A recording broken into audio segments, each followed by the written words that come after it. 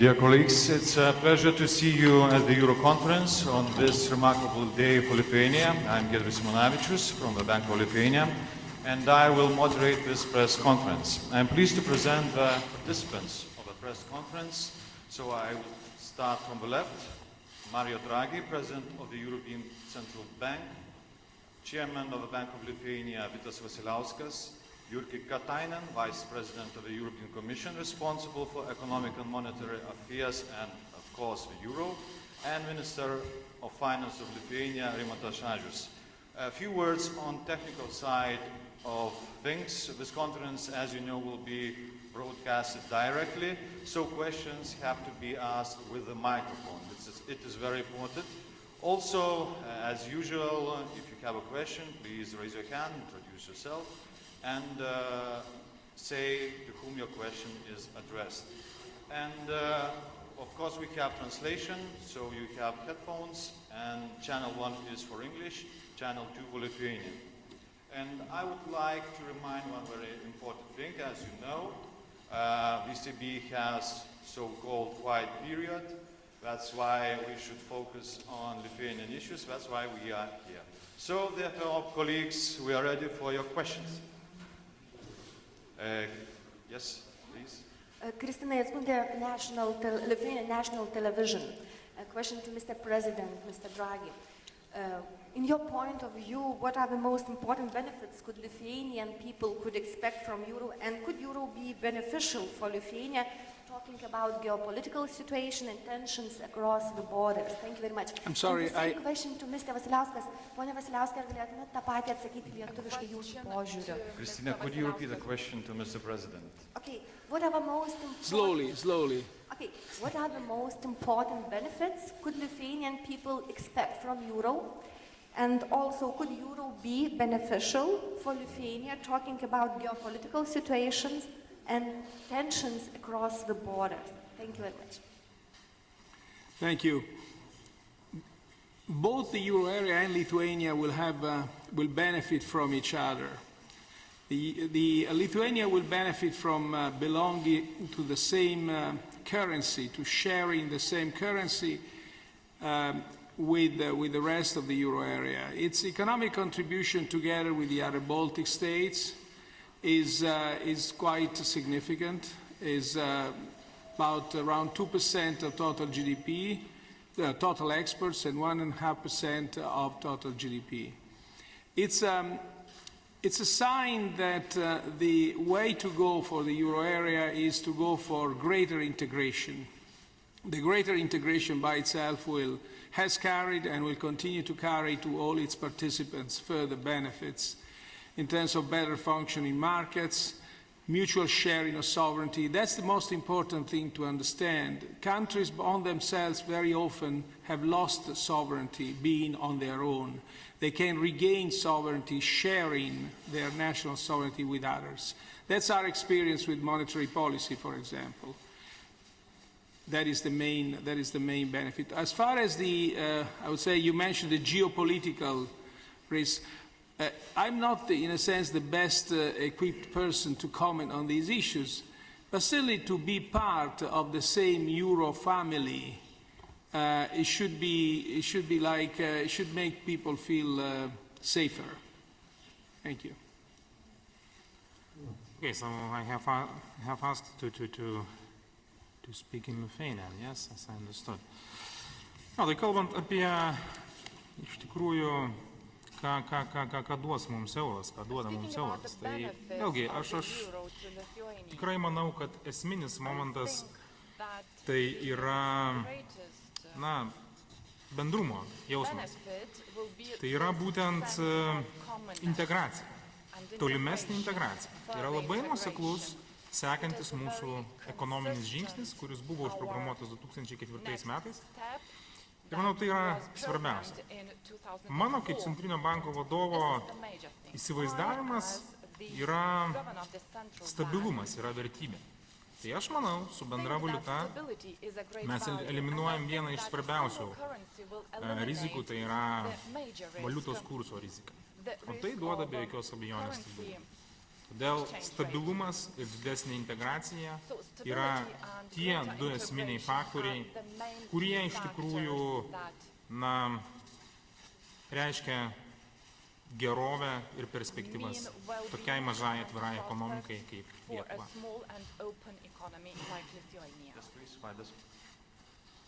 Vaidotas Beniušis, Baltic News Service News Agency, a question for Mr. Draghi. Could you please tell how Ukraine crisis and sanctions on and from Russia is currently affecting the EU economy? And do you see the Baltic region and Lithuania as among the states that are most vulnerable to the current crisis? Thank you. Thank you. Well, so far, I would say the effect of, if we take, let me step back. If we take a static snapshot of the current situation, we see that both the financial links with Ukraine and with Russia, although different extent, are not very, very big. They are obviously bigger with Russia than they are with Ukraine, but they are not, in percentage of the total assets of the euro area, are not very big. The same thing is with trade flows. Same consideration applies to trade flows. However, the Russian economy has been going down. Growth has decreased considerably, and that certainly is going to have some effect on European demand. But one should also ask two more questions. It is indeed true that if we compare the flows to the euro average, you see that these flows are not remarkable. At the same time, we can have local situations that could be very affected by the present situation, by the present geopolitical environment.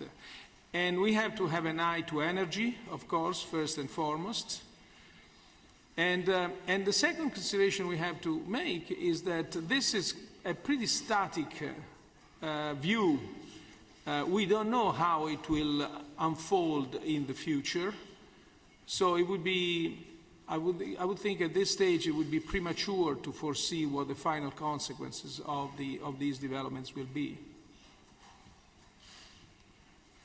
Yes, please. Callum Williams from the Economist newspaper. This is for Mr. Draghi. Does it worry you that by January there will be yet another country in the I'm sorry, does it worry that? Does it worry you that by January there will be yet another country in the Eurozone that has falling prices, that has deflation? Is that a concern for you? No, it doesn't worry me. We already have our own problems, and I don't think it's going to change much, frankly. Thank you. Thank you. Hello. I have a question for both Mr. Vasilevskis. Oh, by the way, let me add something. This is a country that's growing at 3%, which is also going to make some change in a positive way. So, thank you. And Reuters. I have a question for both Mr. Vasilevskis and Mr. Draghi. For Mr. Vasilevskis, how long do you expect Lithuania will keep to the limits enshrined in the euro entry criteria, the Maastricht criteria, especially inflation? How long will it keep to the Maastricht criteria on inflation?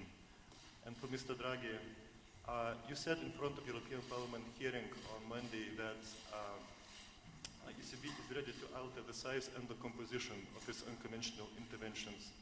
What exactly do you mean by that? What other assets could be included in the asset purchases? Yes, well, answering to your question, our forecast is for this year, if we're talking about inflation in Lithuania, about 0.6%. Next year, 1.5%, and in 2016 can be 0.8, something like that. So in the medium term, of course, we will keep on the target, I would say, of 2%. So I do not see any circumstances which could influence aggressive increase of inflation in this part of the world. But we will see, we will see. Thank you. As said at the beginning, I can't be specific at this precise point in time, but I can restate what the Governing Council unanimous commitment is. That is to say, to use also other unconventional instruments within its mandate if it were to assess a worsening in the medium-term outlook for inflation. Yes, Sandro? Alessandro Speciale, Bloomberg News. President Draghi, I have a question for you. I know it's in the silent period before the Governing Council, but in your efforts to bring inflation back towards 2%, is the risk of low inflation for long that you have often pointed out also linked to a lower potential growth in the euro area? What I mean is it structural?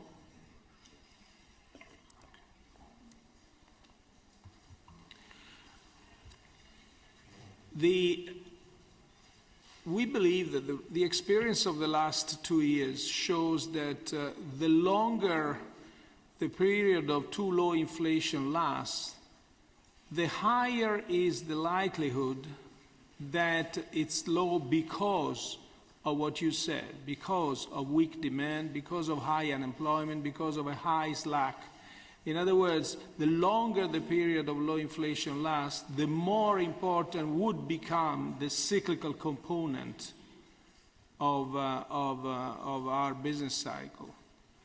As you know, I mean, we have different views between here and the United States. In the United States, everything is cyclical, and in Europe, everything is structural. And the speech I gave in Jackson Hole moderates this view, saying that certainly much of it is structural, but there's also a cyclical component. It's also another interesting thing.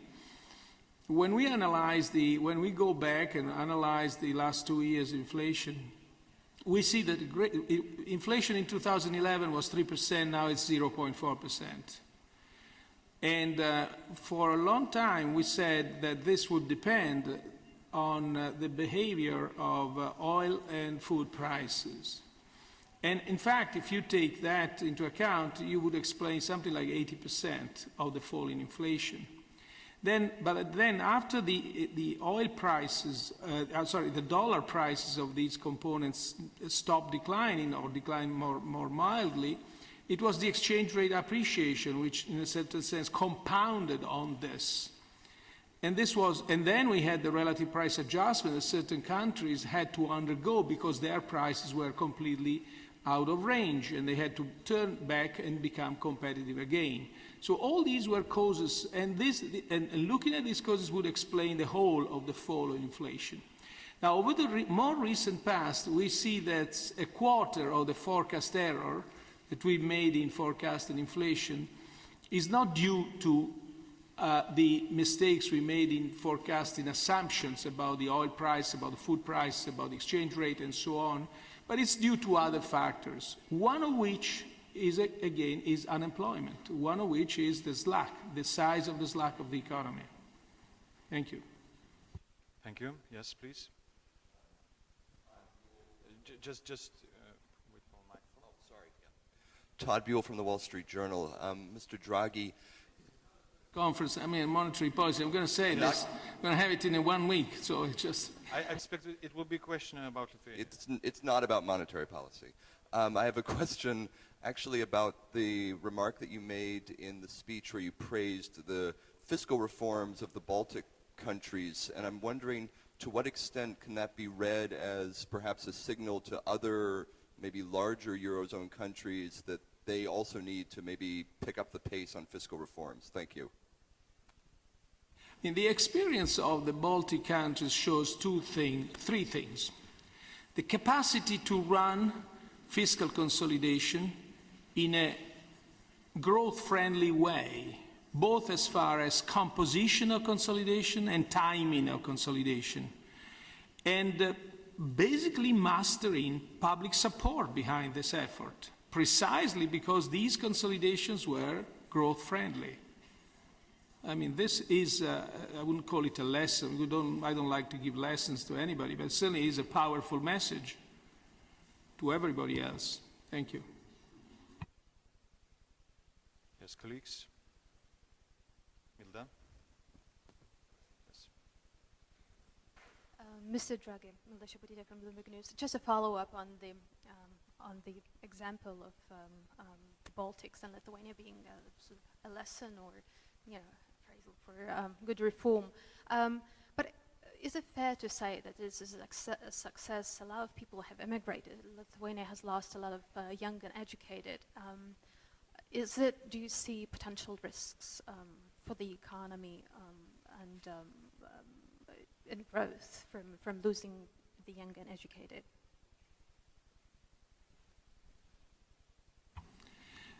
I think yes, indeed. It's always sad when we see young people leaving a country to find a job elsewhere, and this is unfortunately the experience of several member states right now.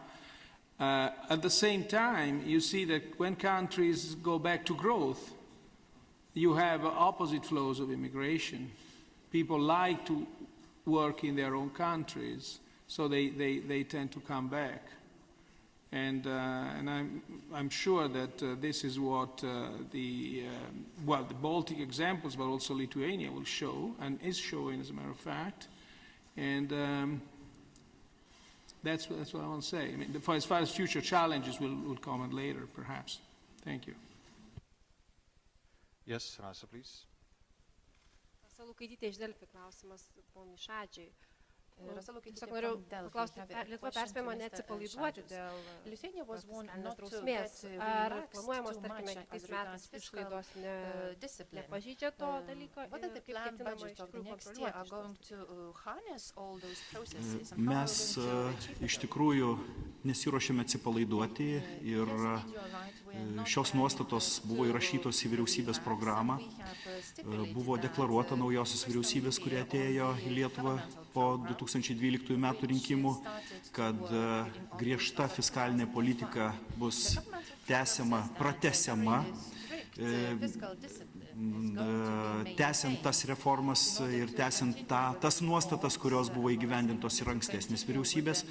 Mes nesiruošiame ir nesiruošiame apversti anksčiau vykdytos politikos aukštyn kojom, tačiau ir šiandien nuskambėjo, kad priemonės, kurių įmamasi sutvarkyti fiskaliniam ūkiui, jos turi nestabdyti augimo, jos turi būti socialiai teisingos ir būtent apie tai aš kalbėjau konferencijoje, kad iš praeities mes turime mokytis ir matyti ne tik tai kas mums pavyko, bet matyti ir tai, kas mums pavyko blogai, kur pridarėme klaidų, kurias po to, pavyzdžiui, pripažino Konstitucinis teismas, kad ateityje tų klaidų nedarytume. Planuojant kitų metų biudžetą, o biudžeto planavimas vyksta ir skaičius jūs netrukus pamatysite, mes laikomės ir laikysimės mūsų prisimtų ir tarptautinių įsipareigojimų, o svarbiausia mūsų prisimtų vidinių teisės normų, fiskalinės drausmės įstatymo. Ir visus klausimus, kurie iškyla šioje srityje, spręsime griežtuose fiskaliniuose rėmuose. Ir tai įmanoma padaryti. Ačiū. Vilija, komisaro klausimas. Mr. Commissioner, how you value challenges for Lithuania and possibility just to be in the market of Eurozone, and how the euro can just affect our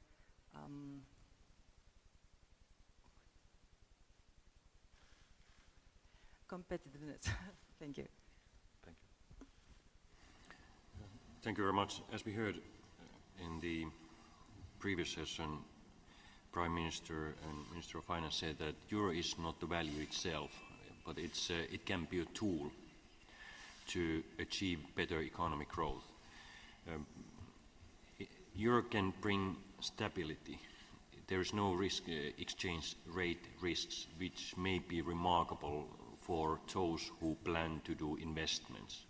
So the stability is, even though it's not an issue which people tend to think every single day, but if there's no stability, then everybody recognizes it. And Euro can bring stability. Another thing,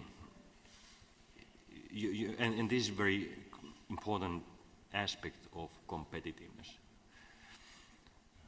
Also the absence of exchange rate risk, it's a very important part of competitiveness. Also the price comparability, so you can compare the price level and it usually increase competition.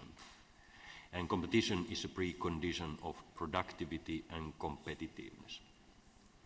So at least these two aspects are important when looking at the Euro's impact to competitiveness. And of course, it's easier for the ordinary citizens to travel, for ordinary entrepreneurs to trade, when you can easily see the price level and compare the prices. So in that sense, especially for the small country, why not the bigger country also, but especially for the small country, Euro is very important and stabilizing factor. Thank you, Commissioner. Now we have possibility for the last question. Who will be the lucky? No one? So thank you very much, colleagues. Thank you, participants.